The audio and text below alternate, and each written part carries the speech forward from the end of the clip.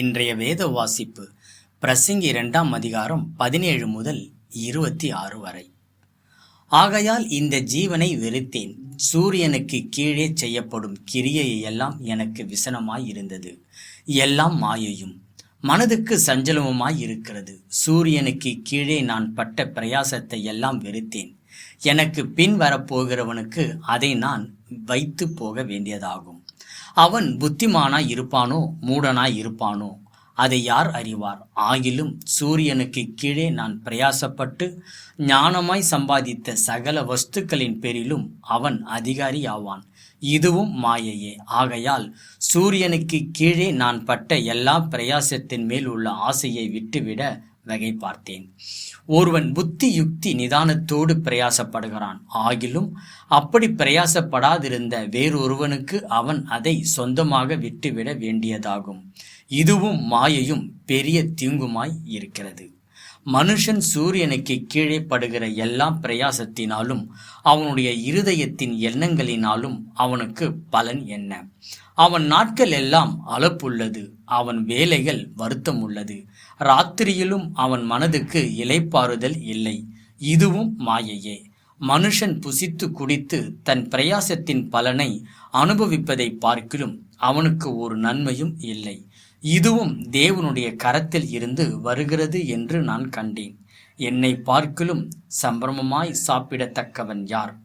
என்னை பார்க்கிலும் துரிதமாய் சம்பாதிக்கத்தக்கவன் யார்? தேவன் தமது பார்வைக்கு நல்லவனாய் இருக்கிறவனுக்கு ஞானத்தையும் அறிவையும் இன்பத்தையும் அளிக்கிறார். பாவம் செய்கிறவனுக்கோ தமது பார்வைக்கு நல்லவனாய் இருக்கிறவன் வசமாய் வைத்து விட்டு போகும் பொருட்டு சேர்த்து குவித்து வைக்கும் தொல்லையை அவன் நியமித்திருக்கிறார். இதுவும் மாயையும் மனதுக்கு சஞ்சலமாயிருக்கிறது.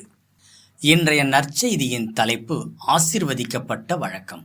காலையில் ரயிலில் கூட்டம் அலைமோதுவதை பார்த்து திங்கட்கிழமை பரபரப்பை உணர்ந்தேன். நெரிசல் நிறைந்த கேபினில் இருந்தவர்களின் தூக்கம், எரிச்சலான முகம் ஆகியவற்றை பார்க்கும்போது அவர்கள் வேலைக்கு செல்லும் சரியான மனநிலையில் இல்லை என்பதை என்னால் சொல்ல முடியும். சிலர் உட்காரும் இருக்கையை பிடிக்க முண்டியெடுத்து முன்னேற, மேலும் பலர் உள்ளே நுழைய முற்பட்டதால் முகச்சுளிவுகள் வெடித்தன.